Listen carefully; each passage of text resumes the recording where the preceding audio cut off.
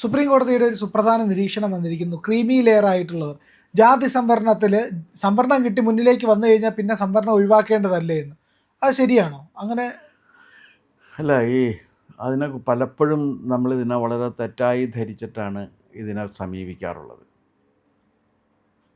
സാമൂഹികമായും സാമ്പത്തികമായും വിദ്യാഭ്യാസപരമായും ഇന്ത്യൻ സാഹചര്യത്തിൽ ഒരാൾ പിന്നാക്കം പോകാനുള്ള ഘടകങ്ങളിലൊന്ന് ജാതിയാണ്. കാരണം ജാതിയായിരുന്നു ഭൂമിയിലെ അവകാശങ്ങൾ, അധികാരങ്ങൾ നിശ്ചയിച്ചിരുന്നത്. ജാതിയായിരുന്നു സമൂഹത്തിലെ രാഷ്ട്രീയാധികാരങ്ങൾ നിശ്ചയിച്ചിരുന്നത്. സമ്പത്തിൻ്റെ വിതരണം ജാതി ശ്രേണിയെ ആസ്പദമാക്കിയാണ് നടന്നിരുന്നത് ഇന്ത്യയിൽ കുറേ കാലം. അതിൻ്റെ അടിസ്ഥാനത്തിൽ ദീർഘകാലമായി പിന്നാക്കം പോയിരുന്ന ഒരു ജനതയെ മുന്നാക്കം എത്തിക്കുന്നതിന് വേണ്ടിയിട്ടാണ് ജാതിയുടെ അടിസ്ഥാനത്തിൽ സംവരണം ഏർപ്പെടുത്തിയത്. ഇത് മതത്തിൻ്റെ അടിസ്ഥാനത്തിലല്ല, സംവരണം ജാതിയുടെ അടിസ്ഥാനത്തിലാണ്. അപ്പോൾ എന്തുകൊണ്ടിത് ഹിന്ദുക്കളിൽ വന്നു എന്ന് ചോദിച്ചു കഴിഞ്ഞാൽ, ലോകത്തിലെ ജൂതമതത്തിലോ ക്രൈസ്തവ മതത്തിലോ ഇസ്ലാം മതത്തിലോ പാർസി മതത്തിലോ ജാതി സംവിധാനമില്ല. ജാതി സംവിധാനം നിലനിൽക്കുന്ന മതമാണ് ഹിന്ദുമതം. അതുകൊണ്ടാണ് ആ ഹിന്ദു മതത്തിലെ ജാതി സംവിധാനം അവസാനിപ്പിക്കുന്നതിന് വേണ്ടിയിട്ടല്ല സംവരണം. അങ്ങനെ ആരും തെറ്റിദ്ധരിക്കരുത്. കാരണം ജാതി എന്നുള്ളത് സമൂഹത്തിൽ നിലനിൽക്കുന്നൊരു വസ്തുതയാണ്. അതൊരു എന്താ പറയുക, ഒരു ഡെലൂഷനോ ഇലൂഷനോ അല്ല. It's A fact. ജാതി ഉണ്ട്. ആ ജാതി അങ്ങനെ നിലനിൽക്കുന്നത് കൊണ്ട് തന്നെ ഇത് കൃത്യമായിട്ട് ഇത് നമുക്ക് ശരിയാക്കി എടുക്കേണ്ടി വരുമ്പോൾ ജാതിയുടെ അടിസ്ഥാനത്തിൽ സംവരണം കൊടുക്കും. ഇനി അടുത്ത ചോദ്യം വരുന്നത് എന്താണെന്ന് വെച്ചാൽ, ജാതിയുടെ അടിസ്ഥാനത്തിൽ സംവരണം കിട്ടി ഒരാൾ വരുന്നു, ഒരാൾ ഉയർന്ന തലത്തിലെത്തുന്നു, ഉന്നത വിദ്യാഭ്യാസം കിട്ടുന്നു, ഉന്നതമായ ജോലി കിട്ടുന്നു, ഉന്നതമായ സാമൂഹ്യ അംഗീകാരം കിട്ടുന്നു. അങ്ങനെ കിട്ടി വരുന്ന ഒരാളുടെ മക്കൾ, അപ്പോൾ അയാൾ വളർന്നു വന്ന സാഹചര്യത്തിലല്ല അയാളുടെ മക്കൾ വളരുന്നത്. അയാളുടെ മക്കൾ വരുന്ന സമയത്ത് അവർക്ക് സമ്പത്തുണ്ട്, അവർക്ക് അംഗീകാരമുണ്ട്, പദവിയുണ്ട്, ഇതൊക്കെയുണ്ട്. ആ അന്തരീക്ഷത്തിൽ വളരുന്ന കുട്ടികൾ. പക്ഷേ ഇതൊന്നുമില്ലാത്ത അന്തരീക്ഷത്തിൽ വളരുന്ന അതേ സമുദായത്തിൽപ്പെട്ട കുട്ടികൾ, ഇവർ തമ്മിൽ മത്സരിക്കേണ്ടി വരുമ്പോൾ ഒരു രാഷ്ട്രം ആരുടെ കൂടെ നിൽക്കണമെന്നാണ് ഈ ചോദ്യം. സംവരണ വിഭാഗത്തിൽ തന്നെ ഉള്ള രണ്ടുപേരുടെ കാര്യമാണ്. അത് ഞാൻ ചോദിക്കുന്നത് മനസ്സിലായില്ലേ? മനസ്സിലായി. കാരണം ഇപ്പോൾ വേണ്ട ഖാർഗെയുടെ കുടുംബം, ഖാർഗെ ഷെഡ്യൂൾ കാസ്റ്റാണ്. അദ്ദേഹത്തിന് വേണ്ട 650 ഏക്കർ ഭൂമിയും അളവറ്റ സമ്പത്തും അംഗീകാരവും ഒക്കെയുണ്ട്. അപ്പോൾ അദ്ദേഹത്തിൻ്റെ ചെറുമക്കൾ വളർന്നു വരുന്നു. അദ്ദേഹത്തിൻ്റെ മകനും മന്ത്രിയാണ്. ആ മന്ത്രിയുടെ ചെറുമക്കൾ വളർന്നു വരുന്നു. ആ ചെറുമക്കൾ ഈ ഖാർഗെയുടെ സമുദായം ഏതാണെന്ന് എനിക്കറിയില്ല. ആ സമുദായത്തിൽ ഇത് ഈ സമുദായം നിഷ്കർഷിക്കുന്ന ജോലി ചെയ്തിട്ടുള്ളത്, കുലത്തൊഴിൽ ചെയ്തുകൊണ്ടിരിക്കുന്നവരുണ്ടല്ലോ, ആ കുടുംബത്തിൽ നിന്ന് വരുന്നവരും ഈ ഖാർഗെയുടെ കുടുംബത്തിൽ നിന്ന് വരുന്നവരും തമ്മിൽ മത്സരിച്ച് കഴിഞ്ഞാൽ തീർച്ചയായിട്ടും ആരായിരിക്കും ജയിക്കുക? ഖാർഗെയുടെ കുടുംബത്തിലാണ്. അപ്പോൾ ആ ഒരു സിസ്റ്റം വന്നു കഴിഞ്ഞാൽ സ്വാഭാവികമായും ഈ സംവരണ സമുദായങ്ങൾക്കുള്ളിൽ തന്നെ ഒരു അഭിജാത വർഗം രൂപപ്പെട്ടു വരും. സ്വാഭാവികമായിട്ട് വരുന്നതാണ്. അവർക്കും ഈ മറ്റുള്ളവർക്കും തമ്മിലുള്ള ഒരു പ്രശ്നം വരുന്ന സമയത്ത് ഈ യഥാർത്ഥത്തിൽ പാടത്ത് പണിയെടുക്കുന്ന ഒരു കർഷക തൊഴിലാളിയുടെ മകനും ഈ സിവിൽ സർവീസിലിരിക്കുന്നതോ കോളേജ് പ്രൊഫസറായിട്ടിരിക്കുന്നതോ അല്ലെങ്കിൽ ജഡ്ജായിട്ടിരിക്കുന്നതോ അല്ലെങ്കിൽ രാഷ്ട്രീയത്തിൽ മന്ത്രിയായിട്ടിരിക്കുന്ന ആളുടെ മക്കളും തമ്മിൽ മത്സരിക്കേണ്ടി വരുമ്പോൾ ആർക്കായിരിക്കും ഒരു മുന്നാക്കം വരാനുള്ള ഇത് കിട്ടുന്നത്? ഈ ഹയർ പൊസിഷനിലിരിക്കുന്നവർക്കാണ്.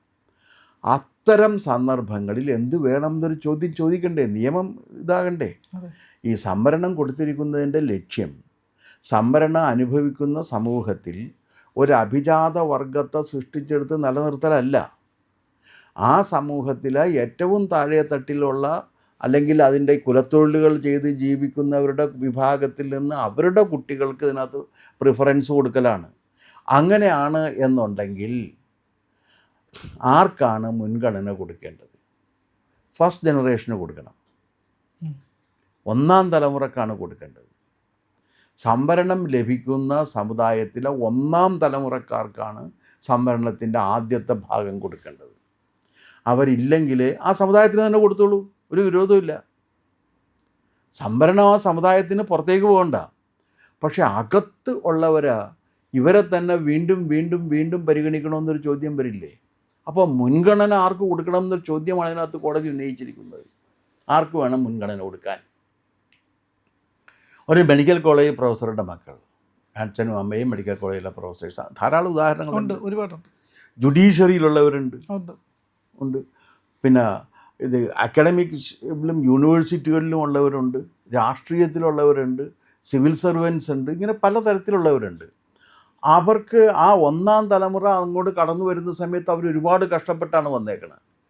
പക്ഷേ അവരുടെ മക്കൾ വരുന്ന സമയത്ത് അവരൊരു അഭിജാത വർഗമായിട്ട് മാറിയാണ്. ആ അഭിജാതർക്കിടയിലാണ് ഇപ്പോൾ സംവരണത്തിൻ്റെ ആനുകൂല്യങ്ങൾ വിതരണം ചെയ്യപ്പെടുന്നത്. അത് അങ്ങോട്ട് പോകുന്നില്ല. അപ്പോൾ അതുകൊണ്ട് ഈ അഭിജാതരെ മാറ്റി നിർത്തിക്കൊണ്ട് അതേ സമുദായത്തിൽപ്പെട്ട അതേ ജാതിയിൽപ്പെട്ട ഏറ്റവും താഴേക്കിടയിലുള്ള അതിൻ്റെ ഒന്നാം തലമുറക്കാർക്ക് പ്രിഫറൻസ് കൊടുക്കുന്നതാണ് ന്യായമായ മാർഗം. സുപ്രീം കോടതി ആ നിലക്ക് ചിന്തിക്കുന്നുണ്ടെങ്കിൽ തീർച്ചയായിട്ടും ഞാനതിനെ സ്വാഗതം ചെയ്യണം. കാരണം അവർക്കാണ് പ്രിഫറൻസ് കിട്ടേണ്ടത്. ഇവരിതായിക്കഴിഞ്ഞല്ലോ. ഇവരുടെ മക്കൾക്ക്, അതായത് വിദ്യാഭ്യാസവും പിന്നെ സാമൂഹികമായ പദവി, സമ്പത്ത്, ഇത് മൂന്നിൻ്റെയും അടിസ്ഥാനത്തിൽ പിന്നാക്കം പോയവർക്ക് ഇത് മൂന്നും കിട്ടിക്കഴിഞ്ഞാൽ പിന്നെ അവർക്ക് അതിൻ്റെ അടിസ്ഥാനത്തിൽ സംവരണം കൊടുക്കാൻ സാധ്യമല്ല. സർ, പക്ഷേ അതിൻ്റെ ഒരു പ്രശ്നം വരുന്നില്ലേ? ഒരു പുലയനായി ജനിച്ച ഒരാൾ, അയാൾ IAS കാരനായിരിക്കട്ടെ, അയാൾക്ക് സമ്പത്തുണ്ടായി, പദവി ഉണ്ടായി, പക്ഷെ അപ്പോഴും അയാളെ സമൂഹം കാണുന്നത് പുലയനായിട്ട് തന്നെയല്ലേ? അല്ല, സമൂഹം ജാതി നഷ്ടപ്പെട്ടില്ലല്ലോ അപ്പോഴും. അല്ല, അങ്ങനെയല്ല. സമൂഹം ഒരാളെ ജാതി ഒരു ഐഡൻറ്റിറ്റി ആയിട്ട് നിലനിൽക്കുന്നത് നമ്മുടെ സമൂഹത്തിൽ മാറിയിട്ടില്ല. അതെ, ശ്രീനാരായണ ഗുരുദേവൻ പറഞ്ഞത് ജാതി ഇല്ലാതെയാക്കാൻ കഴിയുമെന്നല്ല, ജാതി ഭേദവിചാരം ഇല്ലാതെയാക്കാൻ കഴിയുമെന്നാണ്. അത് ജാതി നിർണയം, ജാതി ലക്ഷണം, ഈ 2 കൃതികൾ കൂടി അദ്ദേഹം എഴുതിയിട്ടുണ്ട്. അതിൽ അദ്ദേഹം വ്യക്തമായി പറയുന്ന കാര്യം എന്ന് വെച്ചാൽ, ഇന്നത് എന്ന് പറയുന്നത് അതിനെ ഒരു സ്പേഷ്യോ ടെമ്പറൽ ഡിമാർക്കേഷൻസ് ആണ്, സ്ഥലകാല മുദ്രകളാണ് ജാതി എന്ന് പറയുന്നത്. അത് സ്ഥലത്തിലും കാലത്തിലും ജനിക്കുന്ന എല്ലാത്തിനും അതുണ്ടായിരിക്കും. അതിൻ്റെ അടിസ്ഥാനത്തിലുള്ള ഭേദവിചാരമാണ് തെറ്റ്. അതുകൊണ്ടാണ് ജാതി ഭേദം ഒഴിവാക്കാൻ പറ്റുമെന്ന് പറയുന്നത്. ആ ഭേദം ഇല്ലാതാവുമോ? ആ ഭേദം നിങ്ങൾ വിചാരിച്ചാൽ നിങ്ങൾക്ക് ഇല്ലാതെയാക്കാൻ കഴിയും. അല്ല, പക്ഷേ ഈ സംവരണം കൊണ്ട് സംവരണം കൊണ്ട് ഒരാൾക്ക് കിട്ടുന്നൊരു ഗുണം എന്താ? സംവരണം കൊണ്ട് ആ ഭേദവിചാരം ഇല്ലാതെയാവുന്നില്ല, ഒരിക്കലും ഇല്ലാതെയാവുന്നില്ല. ആ ഭേദവിചാരം വ്യക്തിപരമായിട്ട് നിങ്ങളുടെ മനസ്സിൽ നിന്ന് പോകേണ്ടതാണ്. നിയമം നിർമ്മിച്ച ഭേദവിചാരം പോവുക ഇല്ല. അതിപ്പോഴും ഉണ്ട്. നിങ്ങൾ നേരത്തെ പറഞ്ഞില്ലേ, നിങ്ങൾ തന്നെ അതിൻ്റെ ഉത്തരം പറഞ്ഞു കഴിഞ്ഞല്ലോ. IAS കാരനാണെങ്കിൽ അവനെ പുലയനാണെങ്കിൽ അവനെ പുലയനായിട്ട് തന്നെ കാണുന്നൊരു സമൂഹം നിലനിൽക്കുന്നു. അത് നിങ്ങളാണ് അതിനെ നിലനിർത്തുന്നത്, നിങ്ങളുടെ മനസ്സിലാണുള്ളത്. ജാതി ഭേദം നിങ്ങളുടെ മനസ്സിൽ സൃഷ്ടിച്ചിട്ടുള്ളത്, നിങ്ങൾ സൃഷ്ടിച്ചിട്ടുള്ള ഒരു മതിലാണ്. ആ മതിലുണ്ട് നിങ്ങളുടെ മനസ്സിൽ. അതുണ്ടെങ്കിൽ അത് മാറ്റണം. ആ ജാതി ഭേദം മാറ്റുന്നതിന് വേണ്ടി ഇത് ഉപയുക്തമാകുമെന്ന് ഞാൻ ഒരിക്കലും കരുതുന്നില്ല. റിസർവേഷൻ കൊണ്ട് ജാതി അവസാനിക്കില്ല. എങ്ങനെയാണ് ജാതി അവസാനിക്കുന്നത്? ജാതി അവസാനിക്കുന്നില്ല. ജാതി ഭേദവും മാറില്ല. ജാതി ഭേദം മനസ്സിനുകൊണ്ടാണ് മാറേണ്ടത്. ഞാൻ ചോദിക്കട്ടെ, അൺടച്ചബിലിറ്റിയും അതിൻ്റെ അടിസ്ഥാനത്തിലുള്ള ജാതിഭേദ വിചാരവും നിയമവിരുദ്ധമായ കാര്യങ്ങളാണ്, അറിയാമല്ലോ. നമ്മുടെ രാജ്യത്ത് നിയമമുണ്ടല്ലോ.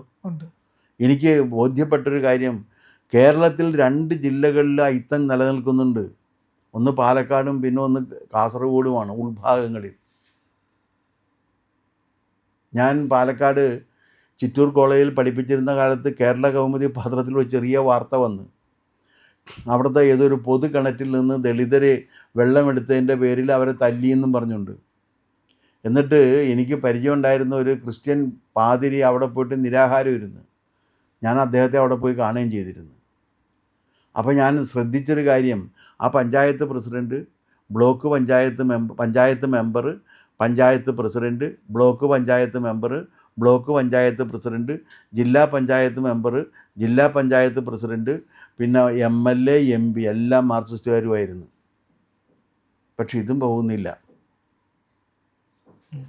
ഇത് പോകുന്നു. കാരണം ഇത് മനസ്സിൽ നിന്ന് പോകണം. അതെ. ആ മനസ്സിൽ നിന്ന് ഇത് പോകുന്നതിന് വേണ്ടിയുള്ള സംസ്കരണം കൊടുക്കണം എന്നാണ് ശ്രീനാരായണ ഗുരുദേവൻ പറഞ്ഞത്. അതുകൊണ്ടാണ് അദ്ദേഹം പറഞ്ഞ ജാതി ചിന്തിക്കരുത് എന്ന് പറഞ്ഞത്. മനസ്സിൽ നിന്ന് മാറാൻ വേണ്ടിയിട്ടാണ്. ചിന്തിച്ചാൽ നിങ്ങളത് പറയും. ഇന്നും നമ്മുടെ സമൂഹത്തിൽ ആത്യന്തികമായിട്ട് ഒരുത്തനെ ആക്ഷേപിക്കാൻ വേണ്ടി ഉപയോഗിക്കുന്ന കാര്യം എന്താണ്? ജാതിയാണ്. അല്ലെങ്കിൽ അവൻ ഇതല്ലേ എന്ന് പറയും.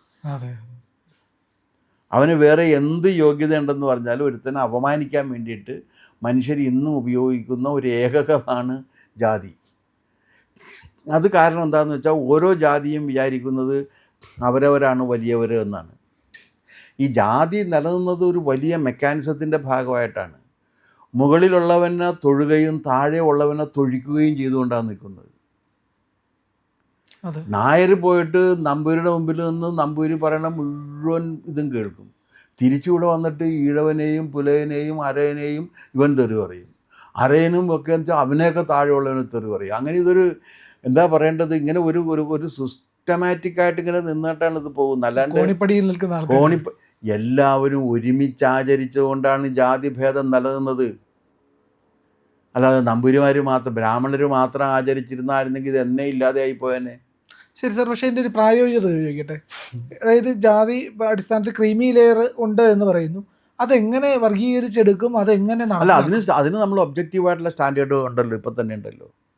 സമ്പത്ത്, ഭൂമിയുടെ ഉടമസ്ഥ, ഇങ്ങനെ പല ഘടകങ്ങളുണ്ട്.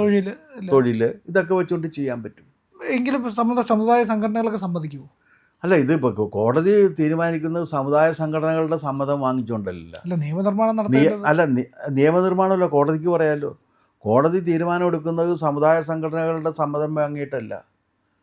കോടതി തീരുമാനം എടുക്കുന്നത് സാഹചര്യം, നിയമം, യുക്തി ഇത് പരിശോധിച്ചിട്ടാണ്.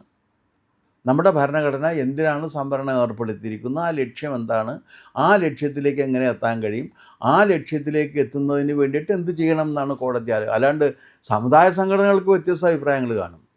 സമുദായ സംഘടനകളുടെ അഭിപ്രായങ്ങൾ നോക്കി തീരുമാനിക്കാനായിട്ട് മന്ത്രിയുണ്ട്. ഇപ്പോൾ നമ്മുടെ മുഖ്യമന്ത്രി ഇത് സത്യപ്രതിജ്ഞയായിട്ട് നേരെ പോയിട്ടൊരു ബിഷപ്പിനെ കണ്ട് മാപ്പാക്കണമെന്ന് പറഞ്ഞത് കണ്ടില്ലേ നിങ്ങൾ? തിരുവനന്തപുരത്ത് നിങ്ങളുടെ നാട്ടിലുള്ള ബിഷപ്പിനെ കണ്ട് മാഫ് കീജിയെ എന്നല്ലേ അദ്ദേഹം പറഞ്ഞത്. താൻ സമുദായ നേതാക്കളുടെയും ആരുടെയും തിണ്ണനിറങ്ങാൻ പോകില്ല എന്ന് പറഞ്ഞിട്ട് അവിടെ ആരെ നിർത്തണം എന്നുള്ള കാര്യം തീരുമാനിക്കേണ്ടത് സഭയല്ല പാർട്ടിയാണെന്ന് പറഞ്ഞതിന് ശേഷം മന്ത്രിയെ കൊടുത്തു കഴിഞ്ഞപ്പോഴേക്കും സഭ കണ്ണുരുട്ടി കഴിഞ്ഞപ്പോഴേക്കും നേരെ അവിടെ പോയിട്ട് തൊഴുത് നിന്നിട്ട് മാപ്പ് പറഞ്ഞിട്ട് പോകുന്നത് കണ്ടില്ലേ? അതാണ് അതിൻ്റെ കാര്യം. അപ്പോൾ അതുകൊണ്ട് തീർച്ചയായിട്ടും സുപ്രീം കോടതിയുടെ ആ ചോദ്യം സ്വാഗതം ചെയ്യുന്ന ഒരാളാണ് ഞാൻ.